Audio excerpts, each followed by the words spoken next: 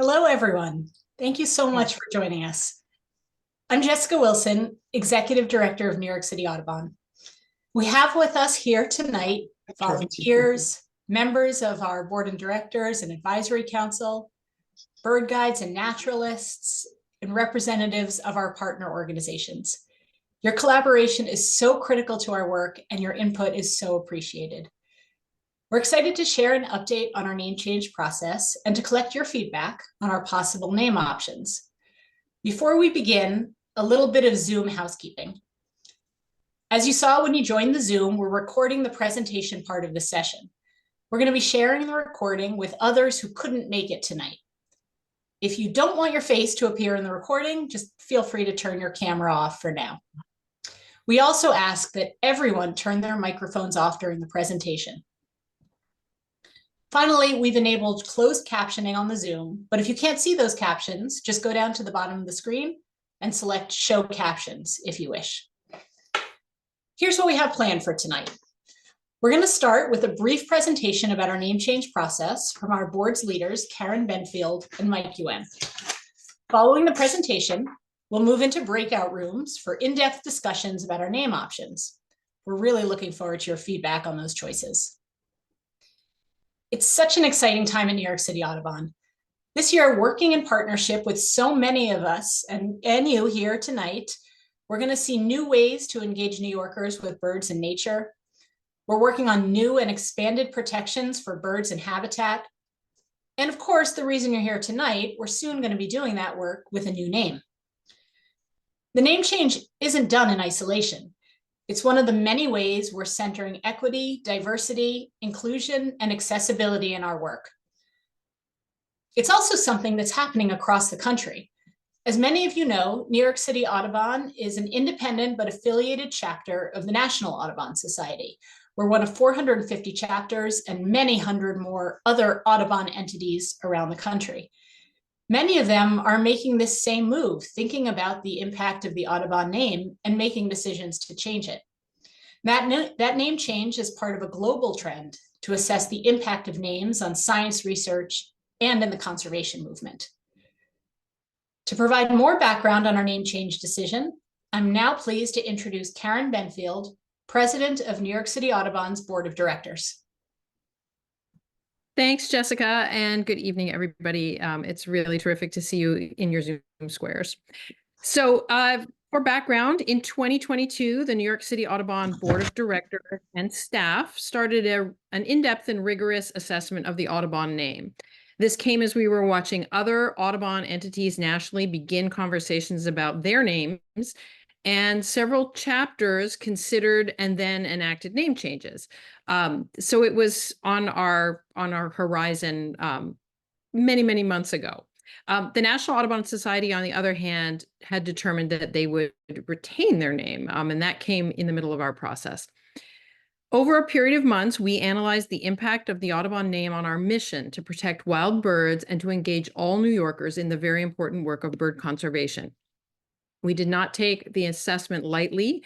For more than 40 years, since our founding by Lou Rosenberg and other dedicated bird conservationists, we've been a really proud chapter of the National Audubon Society, and we remain a proud chapter. We've worked alongside our other partners in the Audubon network on very important conservation initiatives. We know that we've benefited from the name's visibility, from being part of a large national network. We also admire the art and contributions of John James Audubon, for whom this chapter, like so many others, was named. But as an urban conservation organization, particularly in our city, we wanted to determine the extent to which our name posed any kind of barrier to other people joining our work and getting involved. We wanted to think about how our name could diminish our impact now or in the future. So in talking with volunteers and members, partners, and program participants over time, we ultimately concluded that the Audubon name and John James Audubon's legacy as a slaveholder and vocal critic of abolition stood in our way. It was an obstacle to our engaging diverse audiences across the city and effectively bringing in other people to join our work advocating for and protecting birds. The board of directors announced our decision to drop Audubon in spring 2023, and we began this process to come up with a new name, and you join us in this tonight. Throughout our process of education and consideration, we've remained committed to the work this organization has undertaken and built for 4 decades. So our name is changing, but our work for the birds will not. So I'm very pleased to turn it over now to Mike Yuen, our board's executive vice president, and he's going to explain to you how we're going to go about picking a new name. Thanks, Karen, and good evening, everyone. So just as we had a rigorous process to assess the Audubon name, we're now in the middle of a thorough and inclusive process to identify a new name for our organization. I believe we have a slide to show.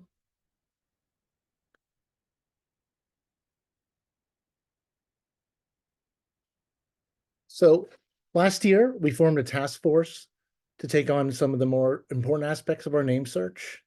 This task force is comprised of board members, staff, advisory council members, and volunteers, as well as our partners in the environmental conservation. We have a range of ages, backgrounds, perspectives represented in this task force so that we may consider all the aspects of our new name. And we collected hundreds of name suggestions throughout last year in person, online, through our communications, through our events and our social media platforms. We came up with about 250 suggestions. Our task force also started speaking with branding experts to help us consider some branding best practices to ensure that we choose a new name that accomplishes our goals.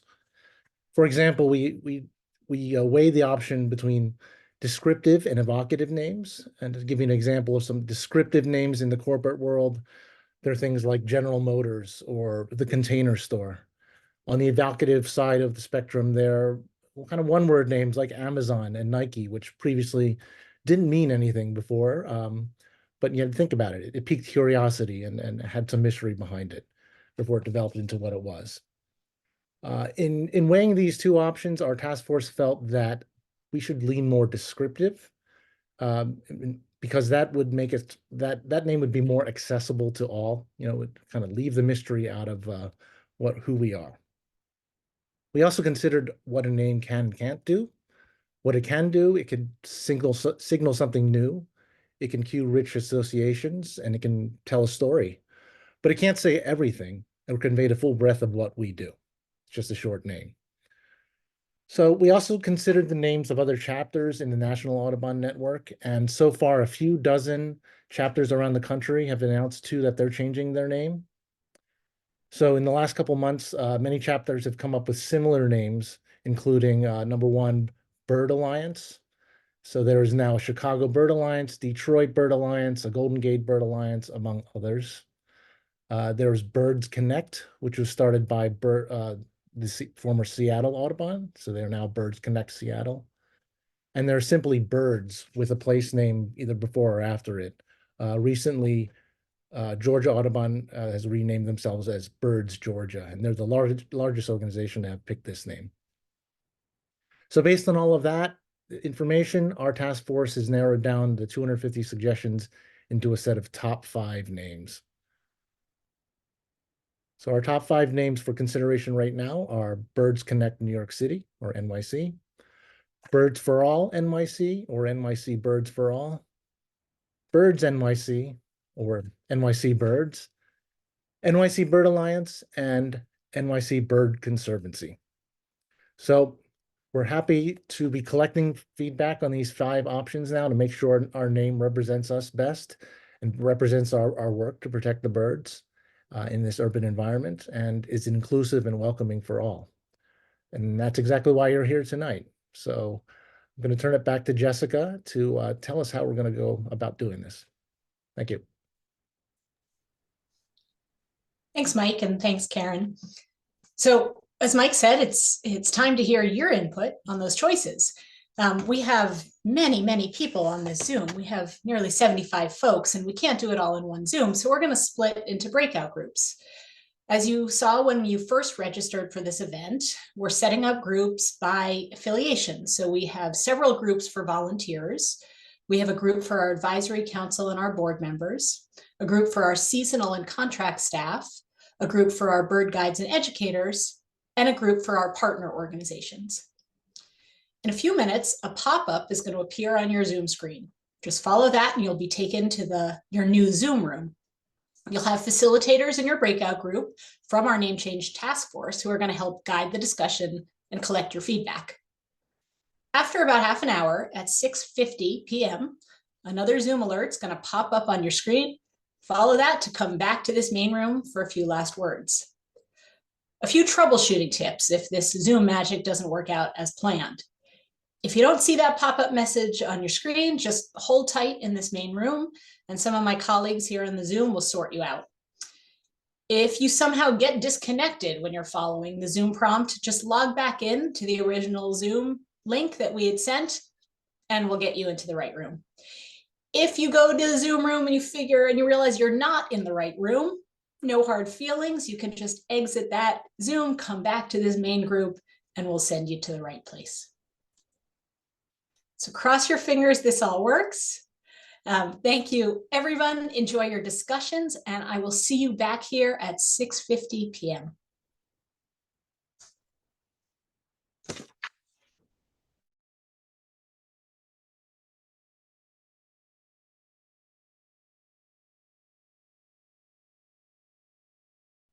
All right, it looks like everybody's back from the participant count. I hope you all had good discussions. I can't wait to hear what everybody discussed. I know in my group, the partner organization group, we got some really good input on the different names and some different ways to include New Yorkers in our work. Our task force is going to be going through all of this input collected tonight, as well as input from other events and conversations we're having. In the last few weeks and going forward, we're going to be talking to our members and our supporters, to our donors and our funders, to program participants and others to get their thoughts on these 5 names. We're also doing some of the administrative stuff. We're vetting the names with, legal. We're thinking about marketing. We're registering domain names. We're thinking about translations and acronyms. And our name change task force in the next few weeks has the really difficult task of narrowing down those 5 names to just 2 finalists. In late March, our board of directors will vote on the final name, and we expect to announce that new name soon after. You, of course, will be the first to know about that, and we hope you'll help us spread the word once the new name is announced. And of course, we said it before, but we're going to say it again. Even though our name's changing, our work will not. We remain committed to this work. We remain committed to engaging all New Yorkers in protecting birds and enjoying birds and protecting habitat. And we remain so grateful and appreciative to all of you, to our volunteers, our educators, our partners, our staff. We simply couldn't do this work without you. So thank you again for the time you gave us tonight and for your partnership, and good night.